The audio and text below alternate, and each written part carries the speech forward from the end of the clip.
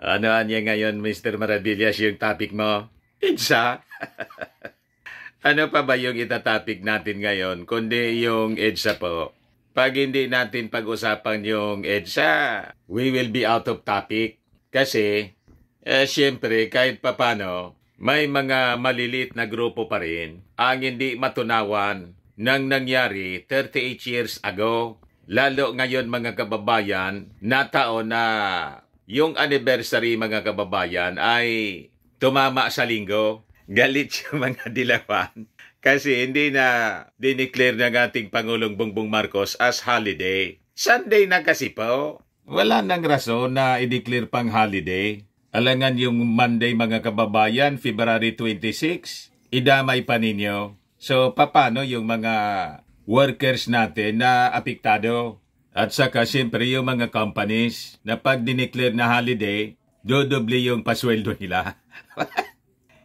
Bumabangon pa lang po yung ating economy galing sa pandemonyum. Di ba? So, tama lang mga kababayan na wag nabigyan po ng importance itong EDSA People Power. Alaman po magandang resulta na idinulot sa ating bansa. Bagkus baliktad po yung expectations ng mga tao na naniwala noon mga kababayan sa mga dilawan, yung mga naoto nila. Bakit niya Mr. Maravillas? Sige, hindi ka naoto. Never po ako naniwala dyan. Di ba? Yung expectation nila na pag to make over yung mga dilawang politiko, gaganda na yung ating bansa. Naging great disappointment po sa mga mamamayang Pilipino. Parang yung disappointed son. Ikaw niya Mr. Maravillas, yung appointed son of God, ginawa mong disappointed. Disappointed man talaga po. So, anyway, pag-usapan pa rin natin mga kababayan, yung nangyari pong EDSA. Ito siya mga kababayan, sabi rito sa report ng ABS-CBN. On this day, February 25, 1986, Aquino Marcos Both sworn in as president. Dalawa yung naging pangulo. Di ba? Yung natalong pangulo mga kababayan, ayaw magpaunod, sabi nga dito sa amin, ayaw mag-concede. Parang si mga ugali ng mga dilawan. Parang si Lenlen, malinaw na talo, never na nag-concede po. Di ba? Sabi rito din sa balita ng Inquirer, EDSA right, see battle on two fronts, revisionism, tsatsa. Nadamay po yung sinusulong ng ating Pangulong Bongbong Marcos na tsatsa. Bakit naman na niya Mr. Maravillas nasabi mo na great disappointment yung expectation? Iba yung nangyari po. Kasi pag kinumpir natin, yung panahon ng Marcos, mas mabuti pa yung panahon ng Marcos kaysa nung panahon na mawala yung Marcos at to make over po yung mga dilawan. Mamaya ibigay ko sa inyo mga kababayan yung mga pangyayari. Ano ba yung sitwasyon nung panahon ng matandang Marcos?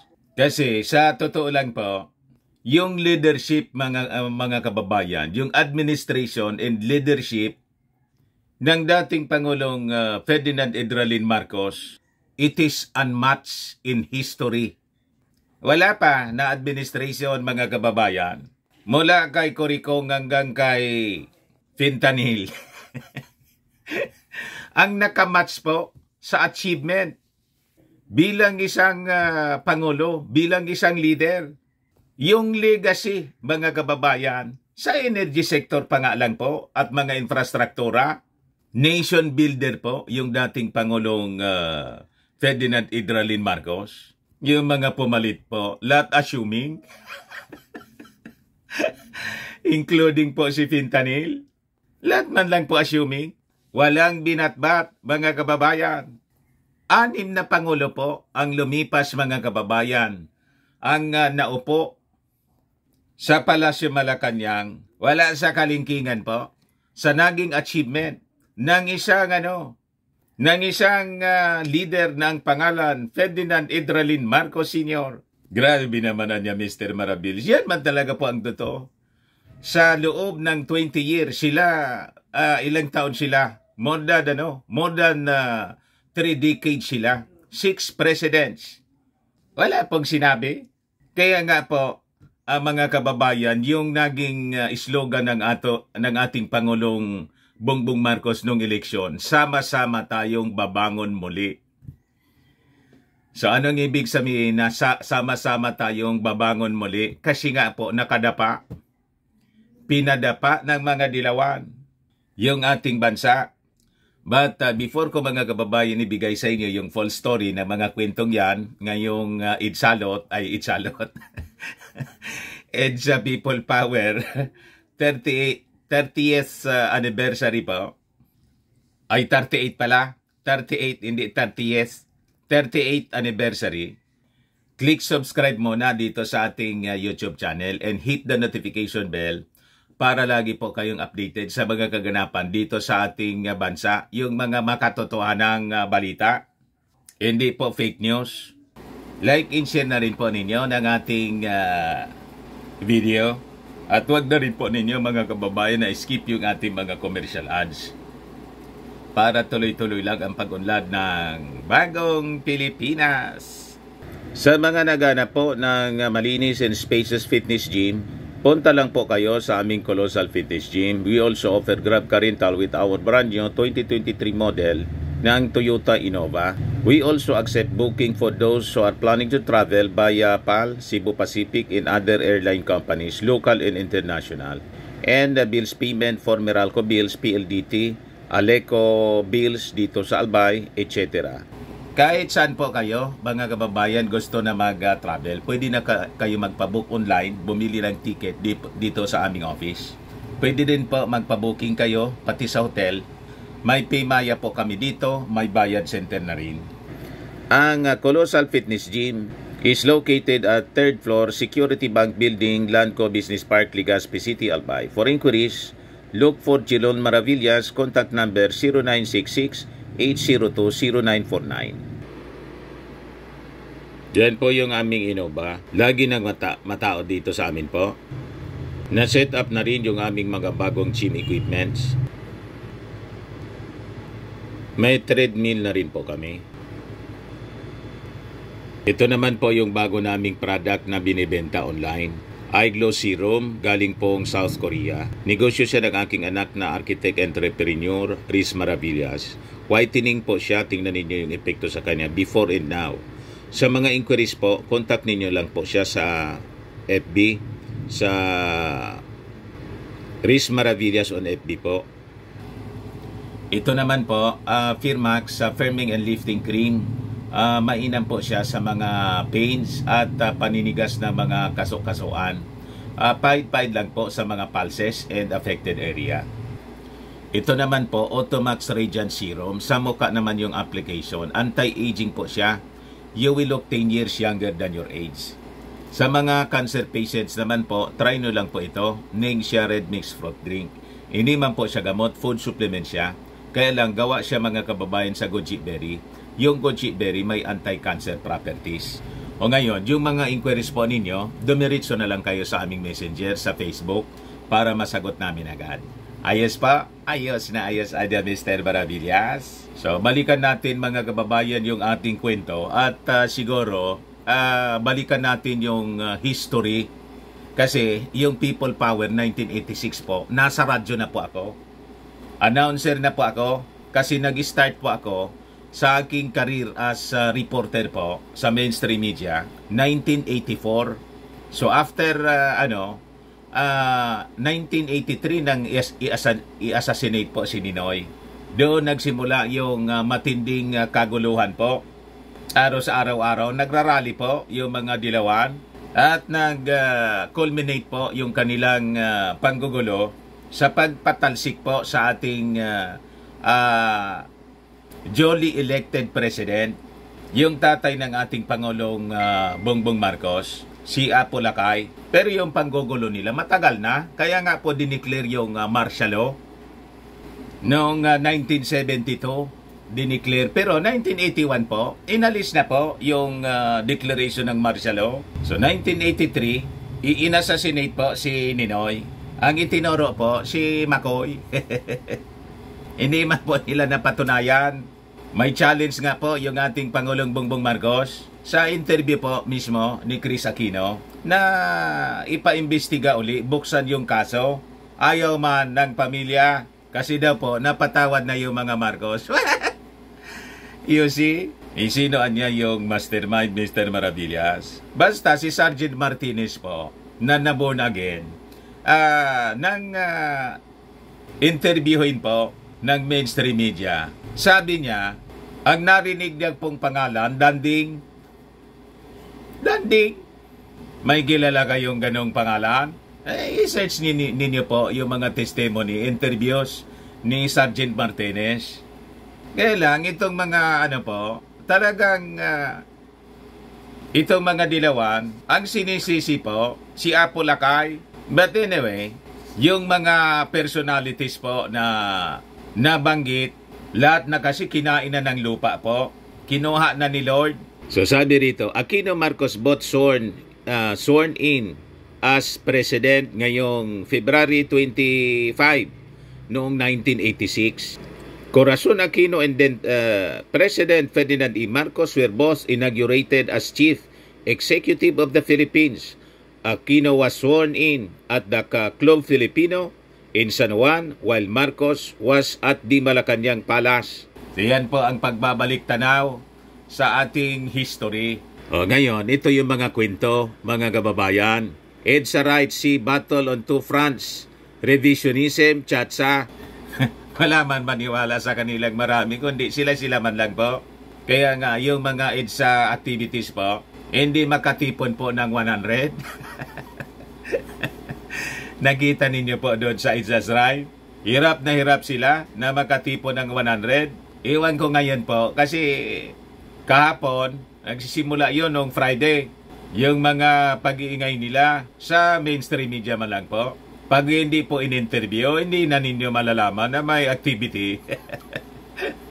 Diba? Kasi doon sa mga lugar na dati may mga tao, hindi mo na mapapansin, mas marami pa po yung mga pulis na nagsisecure ng lugar kaysa doon sa mga protesters.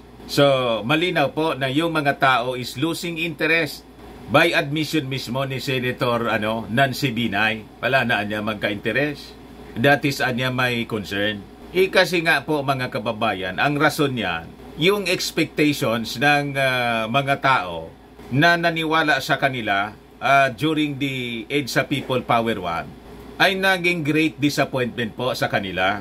Kasi lumalabas po, mas mabuti pa yung administrasyon ni Apo Lakay kaysa sa mga sumunod na leader ng ating bansa.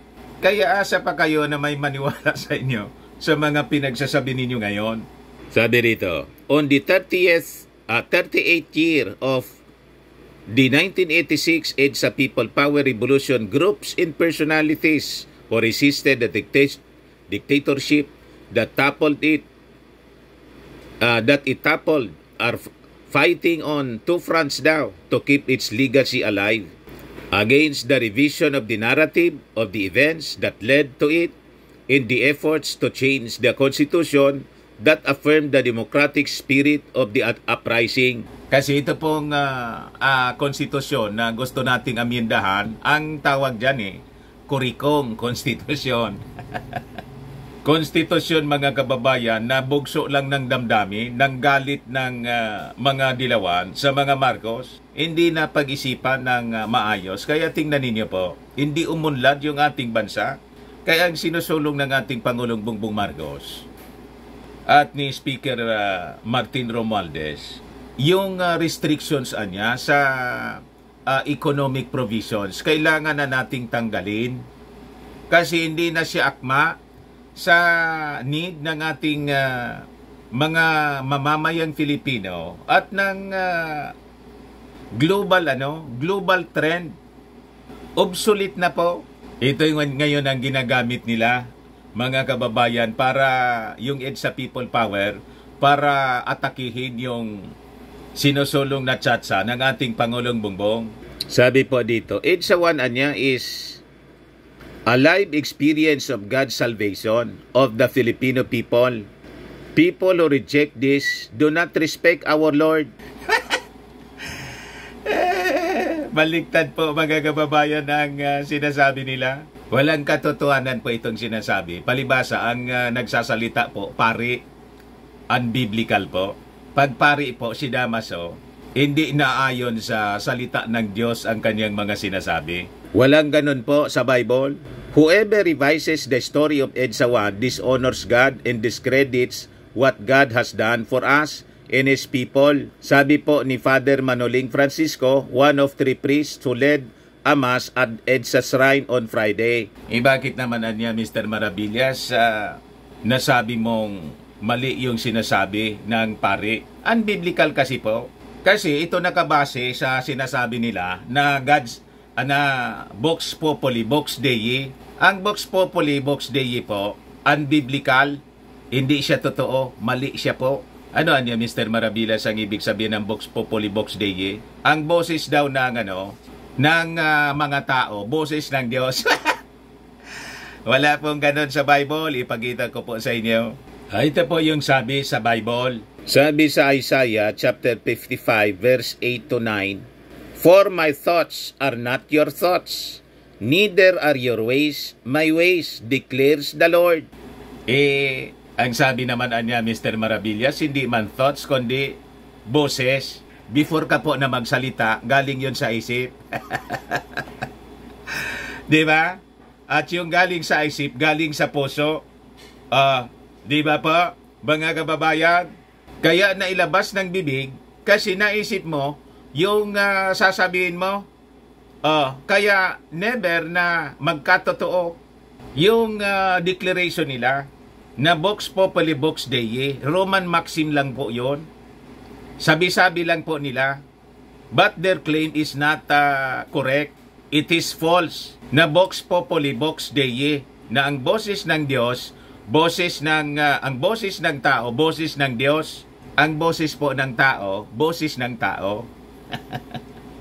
Ang boses ng Diyos, boses din niya. Kasi sabi mismo sa Bible, "My thoughts anya are not your thoughts, neither your ways my ways." Kaya po, sa totoo lang, ang mga ginagawa ng tao, karamihan po sa mga ginagawa natin ay hindi po naaayon sa kalooban ng Diyos. Tama pa? Huwag kayo assuming. Ibinasi nila, mga kababayan, doon sa Roman maxim na yon, na hindi man po naayon sa Bible. Yang sabi po ng Bible, magpasakop tayo sa gobyerno. O sino yung gobyerno noong panahon ni Marcos kung hindi si Marcos? Nagrebelde po sila. Ang rebellion po ay against the word of God. Sabi sa word of God, "Let every soul be subject unto higher powers, for there's no powers but of God, the powers that be are ordained by God. Whosoever resisted the power of God." Sabi po sa Romans. Kaya baliktad yung sinasabi ng pari na dinidishonor daw ng mga tao yung Diyos sa pag-revise daw po sa EDSA. You see? Kaya po sabi, God has done for us and His people. Whoever revises the story of EDSA 1 dishonors God and discredits what God has done for us and His people. Wala pong kinalaman sa rebellion ninyo, yung Diyos, kasi po ang rebellion galing kay Satanas yan po. Bakit? Ang unang nagrebelde po sa istorya ng universe, si Satanas po, he rebelled against God. Kaya ang rebellion po ay mali po. Ayan po, sabi sa 1 Samuel 15 verse 23, "For rebellion is as the sin of witchcraft, and stubbornness is as iniquity in idolatry. Because you have rejected the word of the Lord, He also has rejected you from being king." Sabi sa Proverbs 7 verse 11, "She was loud and rebellious. Her feet would not stay at home." Nakita po ninyo yung mga rebelding anak, wala sa bahay, pinalalayas ng magulang. In like manner, yung mga taong rebelde sa gobyerno, saan sila naninirahan? Sa bundok, nagtatago. Bakit? Rebelde sila sa gobyerno. Ganon ang turo ni Damaso po, mga kababayan. Mali. Tapos gusto ninyong i-glorify yung EDSA people power. Ibaling mali po yung EDSA people power. Kaya nga po, lagi kong sinasabi, yung EDSA shrine po, simbolo yun ng kaguluhan. Dapat yun, alisin na po. Tibagin yung EDSA shrine. Pinamamahayan yan ng mga masasamang espiritu. Di ba? Kasi sabi rito, ang rebellion daw is as sin as witchcraft. Naintindihan na ninyo, mga Damaso, huwag kami ninyong nilalason yung isipan. Hindi uubra yung mga propaganda po ninyo. Sabi rito, the mass was held 2 days ahead of the anniversary of the ouster of Ferdinand Marcos Sr., who fled Malacanang with his family in close associates on February 25, 1986. Another priest, Father Nono Alfonso, lamented that after the 38 years, we feel we are still far away from reaching our promised land. The Filipinos are still not united, and many of us remain impoverished. But God has not grown weary of us. We will eventually reach our promised land, sabi po ni Padre Nono Alfonso. Ay, Padre Nono Alfonso, paano hindi maghirap yung mga mamamayang Filipino? Yung mga eskwelahan na pag-aari ng simbahan, ang mahal ng tuition fee. Di ba? At kayo, hindi man kayo nagbabayad ng buwis, yung koleksyon ninyo 3 beses na. Di ba? Kaya tingnan ninyo, yung simbahan, sila na lang yung mayayaman. Yung mga members, mahihirap. Pero hingi pa rin ng limos. Di ba? Di ano yun, Mr. Maravillas, na sinasabi ninyong legacy, yung achievement, performance, leadership, accomplishment ng dating Pangulong Apolacay na sinasabi mong unmatched ng mga sumunod na administrasyon. 3 administrations po. O ito po, mismo dito sa balita, Business Mirror.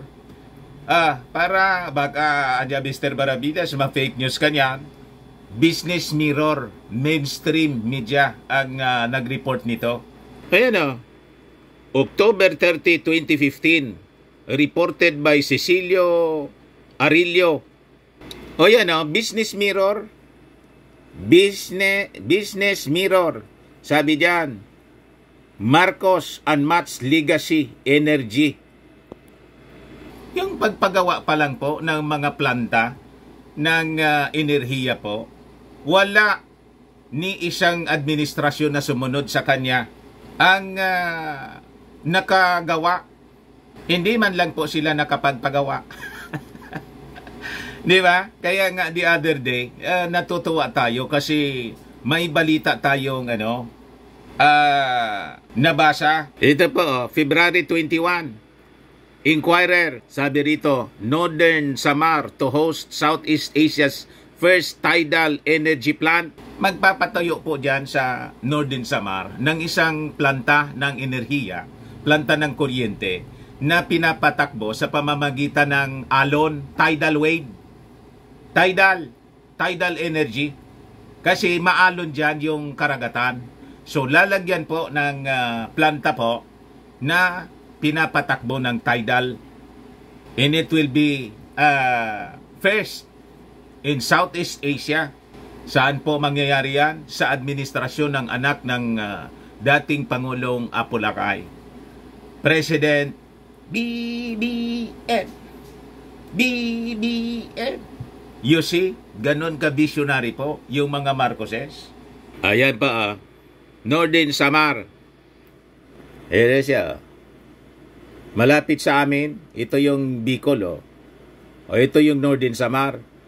Malapit sa Leyte, lugar ni Martin Romualdez. Sabi dyan, Tacloban City, a remote island town in Northern Samar province is set to become the home of the first tidal power facility in Southeast Asia, a local official said. The tidal energy plant will be constructed in Kapol Town by Energies Philippines Incorporated through its affiliate San Bernardino Ocean Power Corporation. According to Allen Berbon, head of the Provincial Economic and Development Investment Promotion Office, tidal power harnesses energy from the natural rise and fall of tides caused by the gravitational interaction between the Earth, the Sun, and the Moon.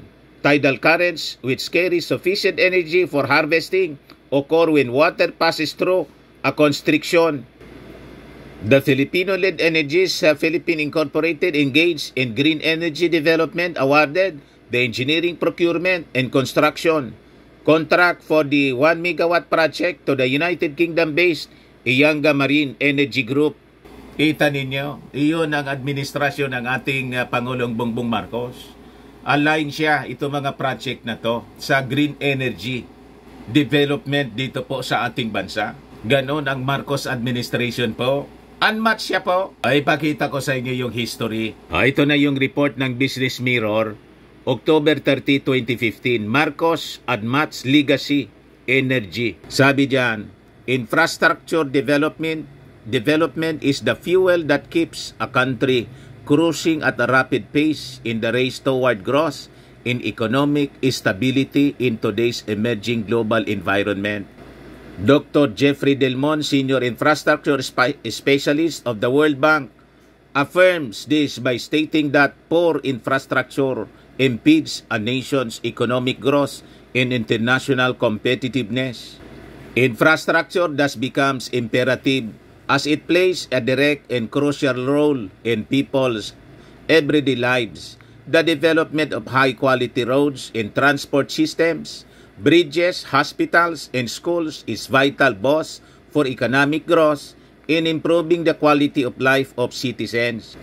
If built and maintained properly, this infrastructure will benefit both present and future generations. In this area of public service, President Ferdinand Marcos made a legacy so remarkable and enduring that it has been the life work of his foes to obliterate it in the chronicles of our history. Kita ninyong gawain ng mga enemies po, political enemies ng mga Marcos. Gusto nilang i-obliterate, i-delete, i-erase sa chronicles of history yung mga achievements, yung mga accomplishments, yung mga nagawa ng dating Pangulong Ferdinand Marcos na sa totoo lang, mga kababayan, until today, napapakinabangan. Idsa kayo ng idsa.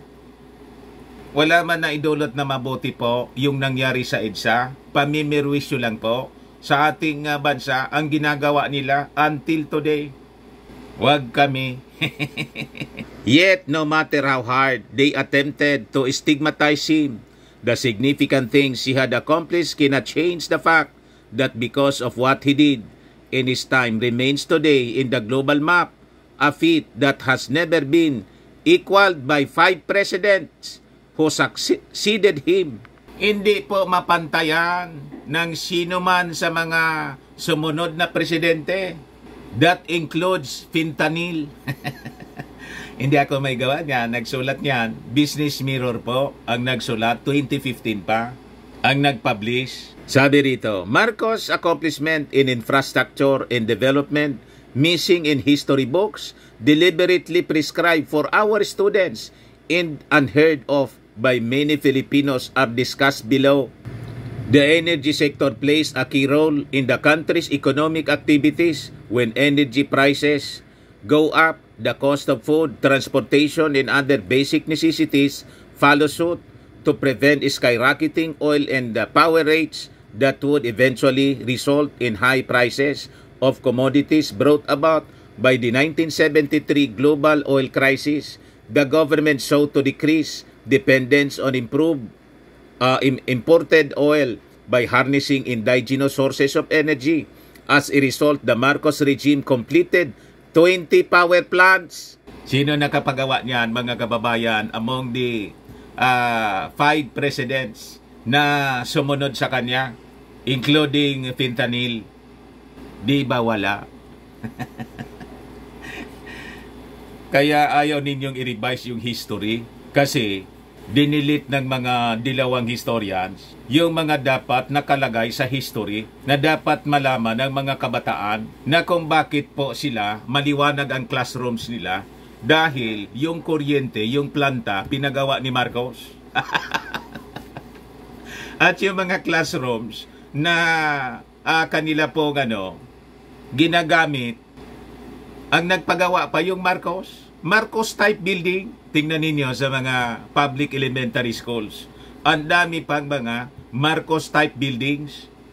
Tinuturo ba yon ng mga teachers na mismong classroom nila na ginagamit? Si Marcos pa yung nagpagawa.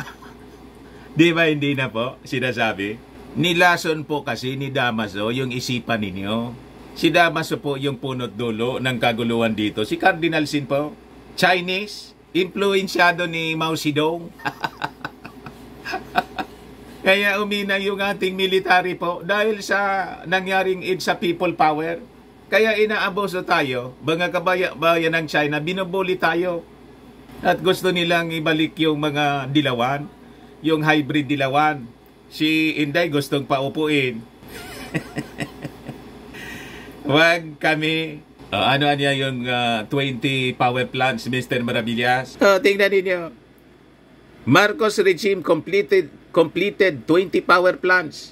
Agosto, hydroelectric power plant completed 1979. August 4, hydroelectric power plant completed 1985. August 5, hydroelectric power plant completed 1985. August 6, hydroelectric plant recommissioned in 1977. August 7, hydroelectric power plant completed in 1982. Angat hydroelectric power plant completed in 1967. Bataan nuclear power plant completed in 1983. Calacacol power plant completed in 1984. Cebu thermal power plant completed in 1981. Kalayaan hydroelectric power plant completed in 1982. Leyte geothermal power plant completed 1977. Magat A hydroelectric power plant completed in 1984. Magat B hydroelectric power plant completed in 1984. Main Magat hydroelectric power plant completed in 1983. Makiling Banahaw geothermal power plant completed in 1977. Masiway hydroelectric power plant completed in 1980. Palinpinon 1 Southern Negros geothermal production field completed in 1983. Pantabangan hydroelectric power plant completed in 1977. Tiwi geothermal plant dito sa amin sa Albay, Tiwi Albay completed 1980. At saka Pulangi hydroelectric power plant completed in 1985. Ano yung naipagawa ng mga Aquino? Pati si Fentanyl. Ano ang naipagawa ninyo na mga planta ng kuryente? Pag kami, ang gawain ninyo manggulo, until today, nanggugulo pa kayo. Iyong maisog prayer rally. Gagawin daw mamayang gabi doon sa Cebu. You see? Imbis na tumulong kayo sa ating Pangulong Bongbong Marcos na mapaunlad ang ating bansa, lahat kayo pang personal na interes yung ginagawa ninyo. Sabi rito, a study by Gilberto Lianto, 2002, Infrastructure Development Experience and Policy Options for the Future reveals that during the Marcos administration, electrification reached 1,270 municipalities, cities, 19,680 barangays in around 2.7 million households in 1986, which represented 45.6% of total households. Almost 3 decades after Marcos was ousted from power, not only did his successors fail to build a single power plant, but more devastatingly, the nation also saw the aggressive privatization of energy industry. Foreign players in the local private sectors started to participate in the energy projects through privatization in the Build, Operate, Transfer scheme. Pinagbibinta po, mga kababayan, yung mga power plants na pinagawa ng matandang Marcos. Yung EDC dito, Bacon Manito Geothermal, ano na yung may control? Lopez. Yung Napocor, mga kababayan, naging National Grid Corporation, nagkokontrol na ngayon, China. Yung TV Geothermal, nakalimutan ko yung pangalan ng may-ari ngayon. Private na rin po. Pinagbibinta. You see, mga oligarkong dilawan na po at Chinese ang may control ng ating energy sector. Kaya ayaw nila yung mga oligarko, ayaw sa Marcos. Sila ngayon na nagti-finance ng mga black propaganda laban sa ating Pangulong Bongbong Marcos. Hindi na ninyo malalason ang isipan ng mga mamamayang Filipino. Gising na kami. Ito yung totoong history na ayaw nilang i-revise yung false history ng ating bansa. Kaya kontra sila sa revisions ng ating history, pati ng revision ng ating konstitusyon. As a result, a few oligarchic families amassed billions of profit, while the consumers bore the brunt of shouldering the costly power rates. The Philippines has even earned its place as one of the countries with the most expensive power rates in Asia. It can be recalled that for 13 years, a specific period covered by Marcos' Total Energy Plan for the country made successfully by the right combination of regulated and deregulated policies saw the steady low-cost supply of oil and cheap electricity to consumers. In that period, the Marcos government, based on indisputable government records, had succeeded in reducing the country's dependence on Middle East oil from 92% in 1973 to 71% in 1980, and further to 57% in 1984. By 1985, the Philippines stood as the world's second largest user of geothermal power next to California, resulting further to 44% reduction of the country's dependence on imported oil worth billions of pesos. Kaya nagsabuatan po, mga kababayan, yung mga oligarchs na mga Filipino businessmen, Filipino-Chinese, tinalsik po yung ating Pulakay, kinamkam nila yung mga pag-ari ng gobyerno, pati yung pag-ari ng Marcos. Kinamkam nila, mga kababayan, yung mga subject ng litigation po na dineclare na ilgaten. Pagkatapos, ano ngayon? Di ba talo sila sa mga kaso? So sabi rito, on June 19, 1986, 4 months after the EDSA Revolution, President Corazon Aquino's administration deliberately abolished the Ministry of Energy and placed the multi-billion peso Philippine National Oil Company, Oil Corporation, a successful Philippine firm featured successively in Fortune's 500 Best Corporation under the administrative supervision of the Office of the President. As a consequence, the long-term total energy plan for the country went down the drain after the Aquino regime corrupted, dissipated, and privatized its money-making corporation and subsidiaries, including the National Power Corporation and the highly profitable Petron that served as buffer against foreign oil production and distribution monopoly. Petron controlled 40% of the fuel distribution network in the country. To be continued. Yan po ang totoong history. Kaya yung Petron po, dati pag-ari ng gobyerno, bininta po.